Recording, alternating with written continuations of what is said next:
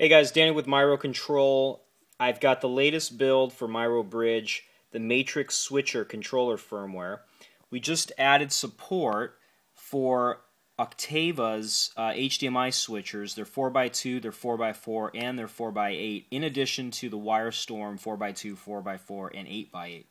So staying with the same configuration tool, the onboard web page on the Myro Bridge, you can map your source inputs to your switcher inputs and your switcher outputs to the Russound zone.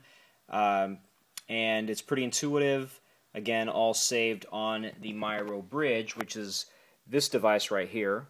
And it's tied in via an RS-232 cable to the Octava 4x4 HDMI matrix switcher, which you can see right here in front of me. So you can see the 4 outputs with the 4 source cluster inputs right here. So this is zone 1, zone 2, zone 3, zone 4, or however you have it mapped in the configuration tool. So this keypad here is zone 1, and you can see that we're on source input 4, which is why the light actually is glowing on the 4th source input on zone 1 output.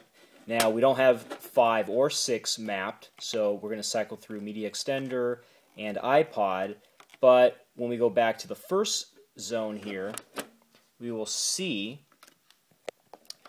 that the LED actually changes. So we're on output 1, and again, we don't look at the AM/FM stuff because it's not really mapped properly, but you can actually see that when you're on source 2, which is AM/FM in this point, that the LED or the source switcher input 2 has actually been illuminated on the switcher.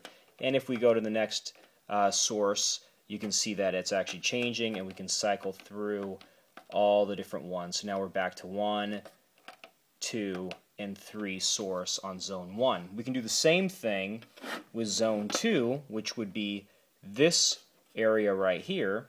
And if I push the source button, which we don't have a 5 or 6 mapped, but when we go back to 1, we can see that zone 2, source 1 is lit, zone 2, source 2 is lit, zone 2, source 3 is lit, and source 4 on the same zone. So you can see very similar performance and capabilities of the Wirestorm. We've just added more support for different HDMI switchers, all done via the Myro Bridge, which is this little box right here.